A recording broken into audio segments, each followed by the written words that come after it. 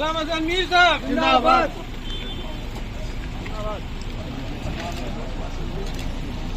जम्मू कश्मीर अपनी पार्टी सरकारी साहब जिंदाबाद। सरकारी साहब जिंदाबाद।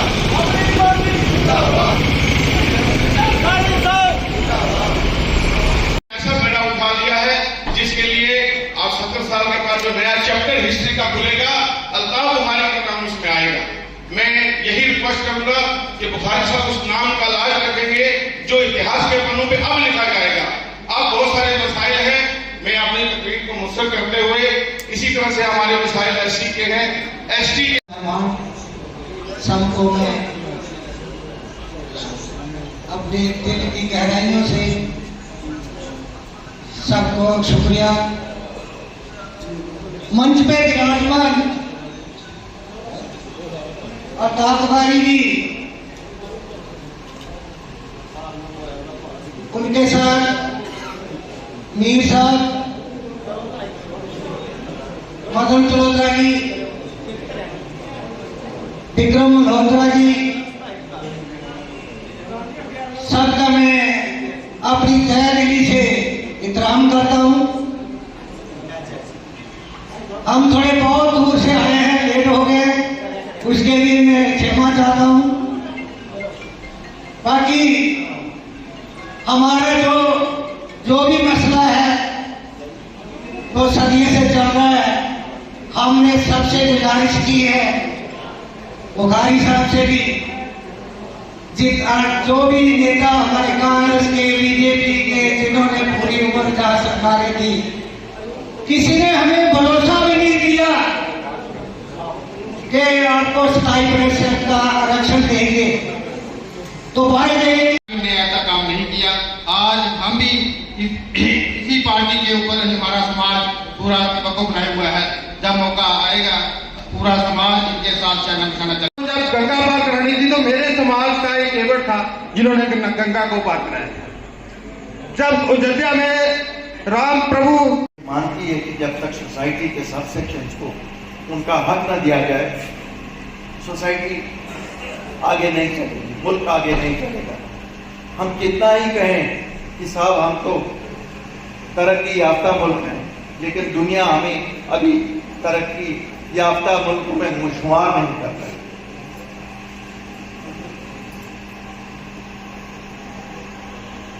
ये पॉसिबल नहीं। मैं आपसे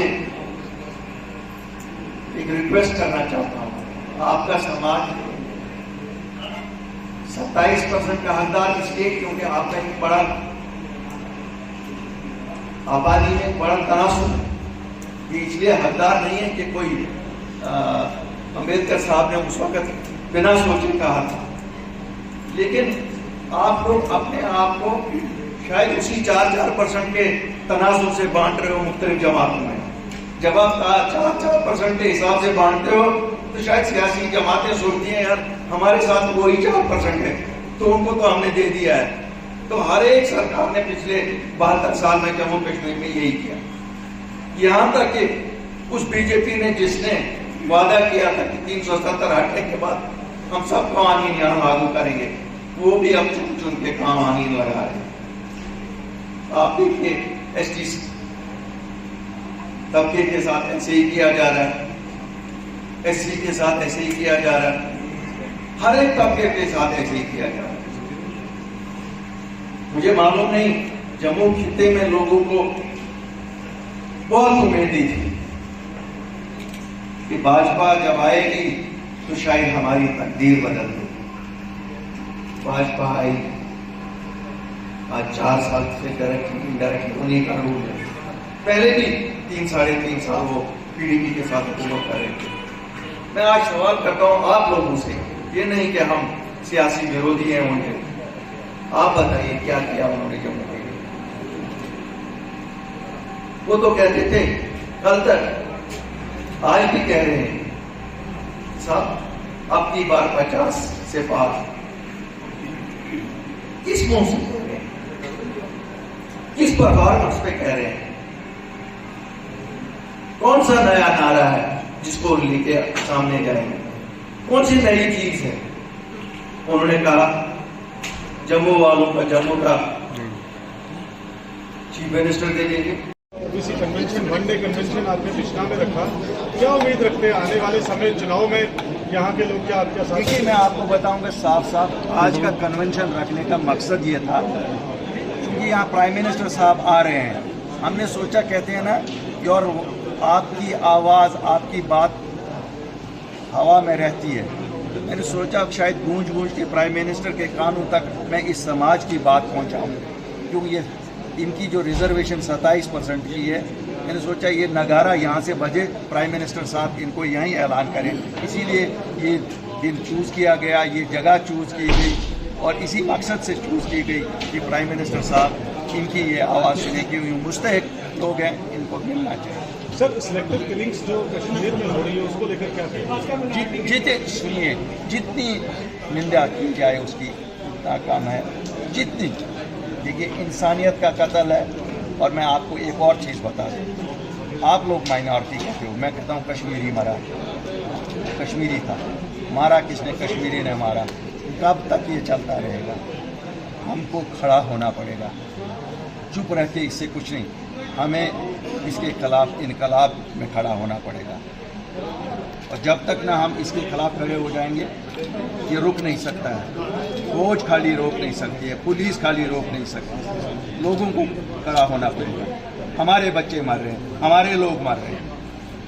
ये this is not a question ये माइनॉरिटी का मरा या मेजॉरिटी का मरा, मरा हमारा, और मारा भी हमारे हाथ में।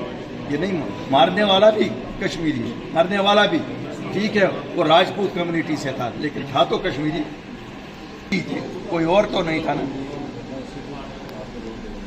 हम लोगों को सामने आने पड़ेगा। मैं तो अपने यूथ से भी कहता हूं, कब तक चलेगा ये? समझ लो, कोई हमारा दोस्त नहीं है जो ये करवा रहा है। जिस तरह से बिजली की बात की गई कि 500 यूनिट 300 यूनिट फ्री दिए जाएंगे, क्या लगता है आपको ये दिल्ली पैटर्न पे बात हो रही है? नहीं साहब, हम तो देखिए, हमारा जम्मू कश्मीर के हालात डिफरेंट है, हमारी प्रॉब्लम्स डिफरेंट तरह की है। तो हम तो basically it is a model, जो जम्मू कश्मीर का अपना मॉडल है। हम अपने हिसाब से देखेंगे कि हमारी ज़रूरत क्या है। ठीक है, हमारी ज़रूरत यह है कि समर में हमें यहाँ ज़्यादा चाहिए फ्री लोगों को, विंटर में कश्मीर में चाहिए ज़्यादा। तो हम तो अपने हिसाब से, हमारी हेल्थ फैसिलिटीज़ की जो बात है, हम अपने हिसाब से यहाँ मोहल्ला क्लिनिक्स अगर दिल्ली मॉडल चलाएंगे वो तो चलेगा नहीं। हमारे तो आपको पहाड़ों पे लोग रहते हैं। देखिए, एक म्यूनसिपलिटी जैसा स्टेट कमीशन कितने भी आप बनाओ, जब तक ना हम एड्रेस करेंगे कोर प्रॉब्लम कि इस यूथ को कैसे एंगेज करें। और मैं आपको आश्वासन देता हूं कि जिस वक्त अपनी पार्टी की सरकार आएगी, आप देखेंगे ये तरजीहात में से होगी। क्यों? किसी भी सरकार की जो कल को आएगी उसका चैलेंज यही है, उसका चैलेंज यूथ एंगेजमेंट है।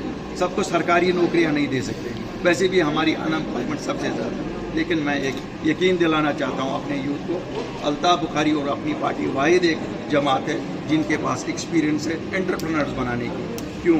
हमें फख्र है कि हम एंटरप्रेन्योर हैं। प्रधानमंत्री की जो विजिट है जम्मू कश्मीर, जहाँ तक प्रधानमंत्री की विजिट होती है, ये तो लोगों में उम्मीद, एक उत्साह होता है। यू आर हैप्पी कि प्राइम मिनिस्टर आ रहे हैं। और मुझे उम्मीद है प्राइम मिनिस्टर के दिल के बहुत करीब है जम्मू कश्मीर। वो हमारे ये जो, जैसे मैंने कहा, डेली वेजर्स का, ओबीसी वालों का, मैंने डेमोक्रेटिक प्रोसेस का कहा, अपने यूथ के लिए कहा। तो ये तो उम्मीद तो है ही, और उसी से हमारे जितने भी मसले हैं उनका मदावात प्राइम मिनिस्टर और होम मिनिस्टर और भारत की सरकार के पास ही है। हमारा मदावात किसी और के पास नहीं है। ये भूल जाइए कि कोई सोचेगा कि हमारा मदावा कहीं और है। हमने देखा है हमारा मदावा, हमारी दिक्कतें भी सब दिल्ली की वजह से हैं और मदावा भी दिल्ली के पास है। सर, आपने कश्मीर में सिलेक्टिव किलिंग की बात की, सबका जिम्मेदार क्या है? देखिए,